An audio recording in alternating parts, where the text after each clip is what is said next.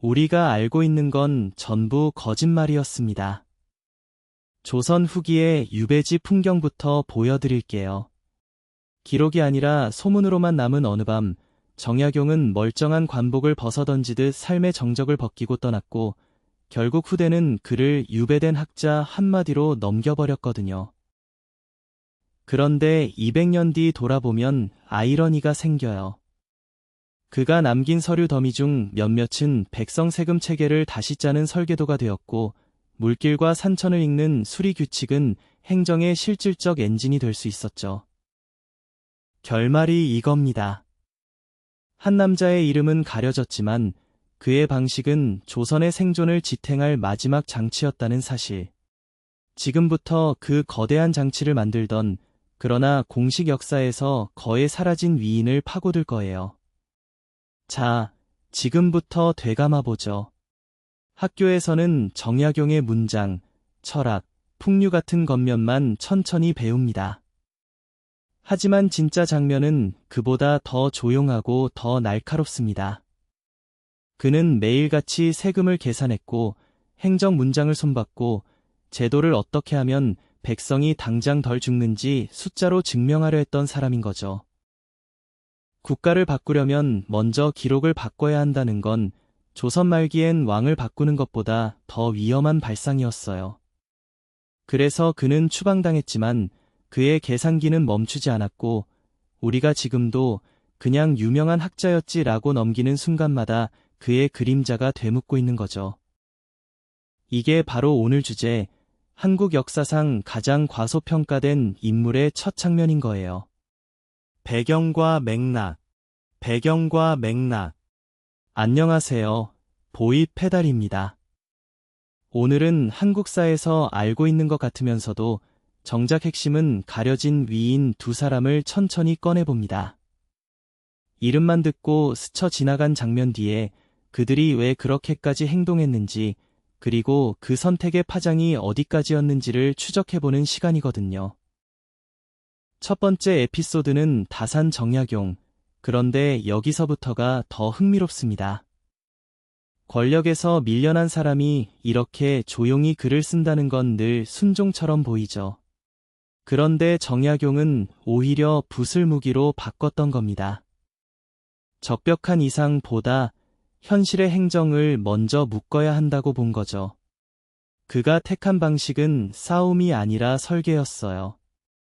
이 사람은 왜 이런 선택을 했을까요? 과연 유배의 절망이 그를 침묵으로 몰아넣은 건가요? 아니면 더 깊은 방식의 복수를 준비한 건가요? 다산의 경우는 이 질문이 특히 날카롭습니다. 두 번째 에피소드는 안중근. 문제는 여기서 감정이 아니라 시간의 밀도가 시작된다는 점입니다. 단순한 복수극으로만 소비되는 이 장면 뒤에 안중근은 재판 과정에서도 나는 사례를 통해 조선을 지키려 했고 내 피는 동양의 평화를 위한 증거가 되어야 한다는 논리를 밀어붙였습니다. 실제로 그는 동양 평화론과 공개 항고문을 남기며 개인적 분노를 초월한 국제질서 구상을 보여주려 했다는 점이 과소평가돼요. 이 사람은 왜 이런 선택을 했을까요? 총을 든 순간 그는 자기 생을 버린 게 아니라 역사의 계산을 걸었을까요? 우리가 보통 영웅담으로 듣는 순간은 짧고 그가 남긴 질문은 훨씬 길죠. 두 사람을 나란히 놓고 보면 방식은 완전히 다르지만 공통점이 보여요. 정약용은 유배지에서 제도와 행정의 언어로 맞섰고 안중근은 총성과 글로 제국의 시간표를 겨냥했습니다. 그리고 둘 다 1인칭 영광보다 공동체의 지속을 먼저 계산했다는 점에서 과소평가될 수밖에 없는 구조였던 거죠. 한국사에서 우리가 익숙한 큰 사건의 주역들은 흔적이 크지만 이런 인물들의 선택은 조용한 층위를 택해서 오히려 덜 보였던 겁니다. 그래서 오늘 이야기의 결론은 단순합니다. 과소평가된 위인은 이름의 크기가 아니라 그들이 건넌 질문의 깊이에서 다시 읽혀야 한다는 거예요. 반전과 전개. 여러분, 한국사는 늘 영웅의 얼굴로만 읽히곤 하거든요. 그런데 그 얼굴 뒤편에 조용히 세상을 떠받친 손들이 있잖아요. 오늘 우리가 조명할 인물은 바로 그런 유형이에요. 한국 역사상 가장 과소평가된 위인, 장영실. 그의 이름을 아는 사람이 과연 얼마나 될까요? 그런데 이 사람은 세종대왕의 신임을 받아 조선의 과학과 시간을 만든 사람인 거죠. 첫 번째 에피소드. 세종이 천문오차를 바로잡기 위해 궁궐의 여러 장치를 점검하던 시절, 장영실은 단순한 보조공이 아니라 직접 문제를 집요하게 파고들었어요. 자경루의 물시각 오차를 없애려고 밤마다 묽고 높이, 기어 간격, 추의 무게를 다시 달아가며 계산한 거죠. 시각은 단순한 숫자가 아니고 제사, 군역, 세금, 시장 개장 같은 삶의 리듬 전체를 흔드는 기준이었거든요. 그 한 번의 개선이 백성의 하루를 지탱한 셈이죠. 두 번째 에피소드. 혼천에 앙부일구 같은 천문기구를 다듬는 일. 별을 더 정확히 본다는 건 예술가의 감상이 아니라 농사와 국정의 시간표를 바로 세우는 일이었어요. 임금의 명으로 만들어진 기구라고 해서 끝난 게 아니었죠. 장영실은 금속의 늘어남, 추의 진동, 기어의 미세한 마찰까지 계산에 다시 깎았어요. 결과적으로 왕실에서 별의 위치를 더 정밀히 예측할 수 있게 만들었고, 이게 당시 행정 판단의 정확도를 바꿔버렸다는 이야기가 전해져요. 한 사람의 장인이라고 보기엔 너무 큰 파장인 거죠.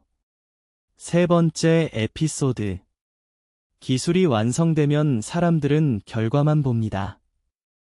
하지만 장영실의 핵심은 시행착오를 과학적으로 흡수해 실패를 기록해두는 습관이었어요.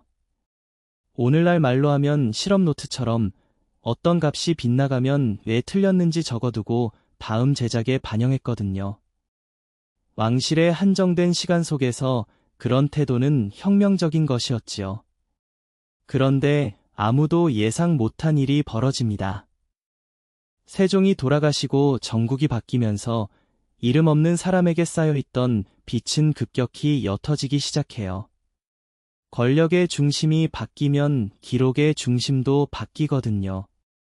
공을 세운 손은 칭송보다 침묵으로 치환되기 쉽고 장영실 역시 그 운명을 면치 못했습니다. 궁중의 공식문헌에서 그의 이름은 점점 사라지고 공적은 당시의 발명 전반으로 흩어져 버렸어요. 어떤 이는 그를 의도적으로 가려버린 건지, 어떤 이는 전란과 정쟁이 풍파를 피하려고 묻지 않았는지 모른 채로 남은 건 장치의 잔해와 전승의 조각들이었죠. 여기서 놀라운 건 그가 남긴 결과가 사라지지 않았다는 겁니다. 자경루의 떨림, 혼천이의 축, 물의 균형과 시간의 감각은 지금도 우리가 누리는 시스템의 기본값처럼 흘러가고 있어요.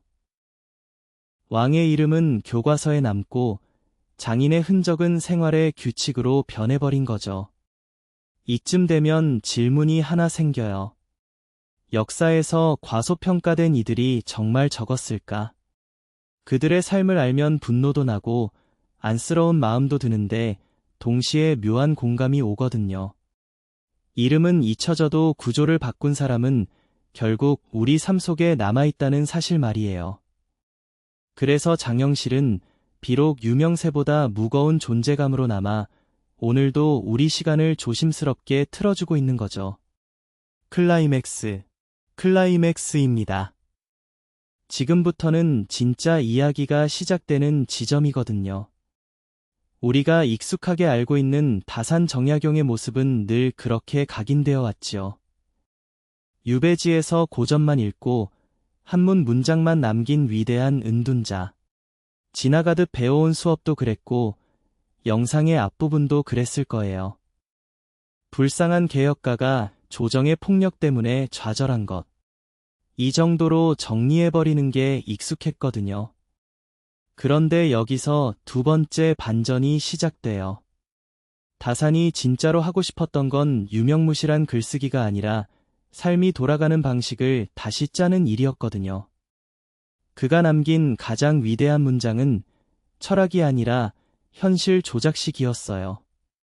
목민심서의 구절 하나하나를 보면 백성 한 사람의 세금 납부리듬, 이웃 간 분쟁 조정, 포졸의 폭주를 막는 통제장치, 그리고 농지 관리에서의 작은 단서까지 지금으로 치면 행정 매뉴얼 한 권 분량이 아니라 사회 운영의 설계도 전체였던 거죠.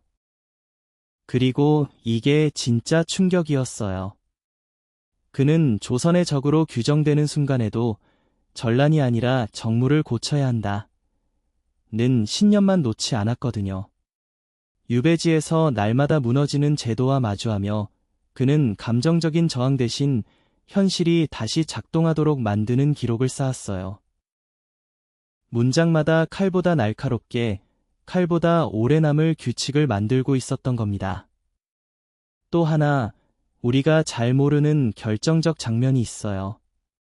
정조의 시대개혁이 죽을 힘을 다한 뒤 다산의 글은 한때의 이상이 아니라 이미 현장에서 필요한 도면으로 돌아다녔거든요. 관아에서 일하던 수많은 관리들이 비밀리에 따랐었고 그가 직접 보지 않은 시기에 법과 행정의 언어로 스며들었어요.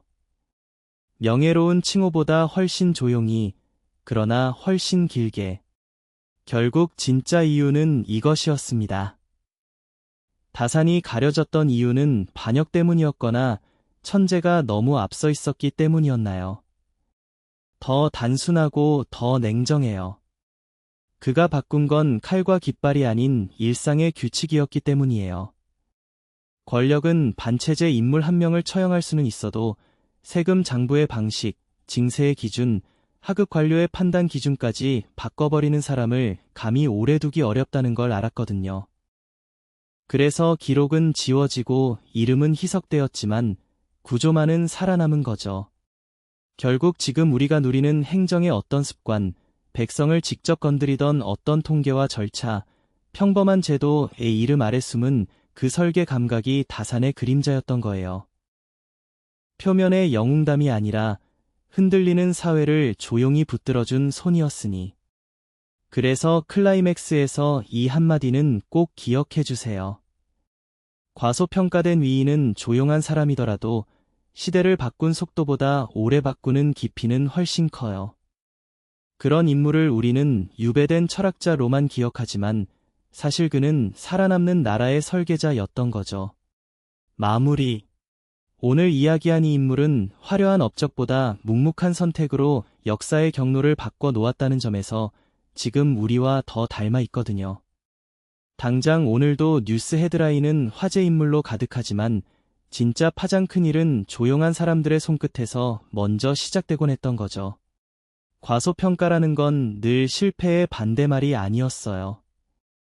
오히려 오래 살아남은 진실이 조명받기까지의 시간이 길었을 뿐인 거예요. 역사라는 건 결국 외침이 아니라 오래된 질문을 어떻게 다뤘는지 기록하는 거니까요. 그래서 끝으로 한 가지 되묻고 싶어요. 그의 흔적이 사라진 이유가 정말 실력 부족이었을까요? 아니면 기록 권력의 선택이었을까요? 이런 구체적 질문 댓글로 알려주세요. 여러분이 댓글로 던지는 한 문장이 다음 영상의 첫 질문이 되는 순간이기도 하거든요. 그리고 오늘의 결말이 마음에 남았다면 구독도 잊지 마세요. 알고 있다는 것보다 계속 묻고 또 묻는 습관이 이 채널의 핵심이니까요. 구독, 알림 설정까지 눌러주면 시리즈 흐름을 놓치지 않을 수 있거든요. 다음 편은 역사를 바꿨지만 이름이 빠진 기록자를 파고들어 우리가 매일 읽는 기록조차 누군가의 침묵으로 편집된 적이 있다는 반전이 있는지 오직 하나의 문장으로 끝내보겠습니다. 브리테니커 https://www 브리테니커 스미소니언 매거진 https://www 스미소니언 매그 내셔널 지오그래픽 https://www 내셔널 지오그래픽 설명란에는 참고자료와 이어지는 롱폼 링크를 정리해두겠습니다. 사건의 배경을 더 깊게 보고 싶다면 설명란 자료를 함께 확인해주세요. 구독해두시면 다음 편을 이어서 보실 수 있습니다.